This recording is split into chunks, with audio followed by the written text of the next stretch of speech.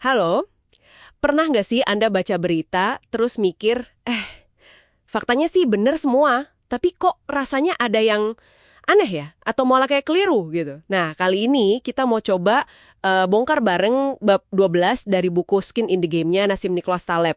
Judulnya aja udah bikin penasaran, fakta bener, berita bohong. Kita pakai kutipan langsung dari bukunya nih sebagai sumber utama. Kita bakal lihat kenapa fenomena ini bisa kejadian. Terutama soal apa yang disebut masalah agensi di dunia jurnalisme. Betul sekali. Dan ini isu yang krusial banget menurut saya. Soal gimana informasi itu sampai ke Anda, dan gimana ya kepentingan-kepentingan tersembunyi di media bisa aja ngebentuk cara Anda melihat dunia. Oke deh, coba kita mulai dari cerita penulisnya sendiri ya. Ini lumayan bikin, wah kaget juga sih. Jadi dia cerita, habis diskusi tuh 1 jam penuh loh sama David Cameron, bahas soal penting gimana bikin masyarakat lebih tangguh gitu. Serius pembahasannya. Tapi, coba tebak, hampir semua media malah fokusnya kemana? Nuduh dia penyangkal iklim. Cuma gara-gara komentar kayaknya 20 detik yang maknanya dipelintir. Nah, itu dia. Iya kan? Hampir 99% isi diskusinya kayak hilang aja gitu. Gimana sih ini bisa terjadi? Nah, ini nih poin utamanya, Talib. Ini bukan sekedar salah kutip biasa aja. Menurut dia, ini tuh contoh klasik dari apa yang disebut masalah agensi dalam jurnalisme. Masalah agensi itu gampangnya gini, situasi di mana pihak yang harusnya bertindak buat kepentingan Anda, si agen ini, ya jurnalis dalam konteks ini, malah lebih mikirin kepentingannya sendiri. Misalnya, ya jaga reputasi di mata sesama jurnalis gitu. Dibandingin nyajiin gambaran yang utuh dan akurat buat Anda, para pembaca. Oh, jadi mereka lebih takut dikritik atau dikucilkan gitu sama teman-teman seprofesinya dibandingin kalau misalnya salah ngasih informasi ke publik gitu ya. Kurang lebih arahnya ke sana. Talib bilangnya mereka itu kurang punya skin in the game.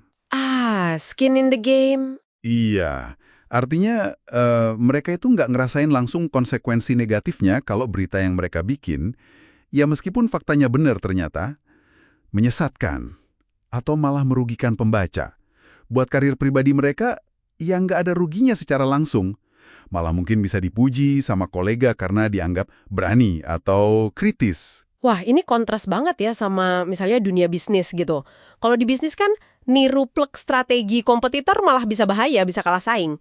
Kok ini di jurnalisme malah kayak pada saling niru biar aman gitu? Tepat sekali. Dan konsekuensinya apa? Ya, terciptalah semacam monokultur pemikiran di kalangan media. Semua kedengaran mirip, kutip orang yang sama, takut kalau beda sendiri. Nah, ini bisa bikin semacam ilusi kolektif. Bikin narasi media itu makin jauh dari realitas yang ya Anda alami sehari-hari. Taleb bahkan membandingkan risiko tersembunyi yang numpuk di sistem ini tuh kayak istilah Bob Rubin Trade. Itu analogi buat situasi di mana keuntungan kecil dinikmati segelintir orang di muka, tapi risiko besarnya yang tersembunyi itu kalau sampai meledak, itu ditanggung sama orang banyak. Dalam hal ini, ya masyarakat membaca. Jadi ingat sama ungkapan yang sering dikutip dari Donald Trump itu ya, faktanya benar, beritanya bohong gitu kan. Iya, iya. Fokusnya ke potongan fakta kecil, terus dipelintir buat nyerang, padahal nggak lihat gambaran besarnya.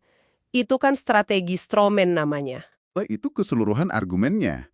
Dan struktur media modern yang sekarang ini kan sangat terpusat ya. Ini malah memperparah masalah. Beda sama zaman dulu mungkin, di mana informasi nyebar lebih organik.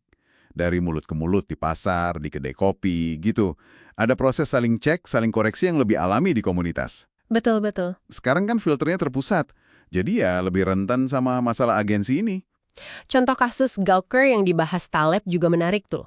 Waktu Gawker bangkrut gara-gara kasus pelanggaran privasi, banyak jurnalis malah belain mati-matian. Alasannya kebebasan pers.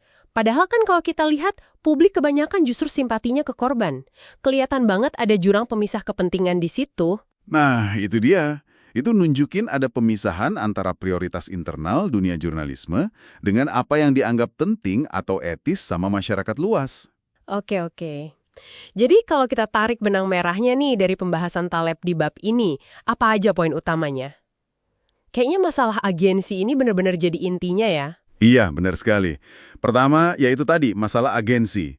Prioritas jurnalis seringkali bukan Anda sebagai pembaca, tapi gimana mereka diterima sama rekan sejawat. Itu intinya. Kedua, ini memungkinkan fakta-fakta yang secara teknis benar itu dipilih-pilih, dirangkai sedemikian rupa, ya untuk bangun narasi yang sebenarnya keliru atau bohong. Seringnya sih buat sensasi atau biar cocok sama pandangan kelompoknya. Terus yang ketiga? Karena kurangnya skin in the game tadi itu ya, jadi jurnalis jarang ngerasain langsung dampak negatif kalau pemberitaannya itu bias atau menyesatkan. Makanya siklus ini bisa jalan terus. Betul.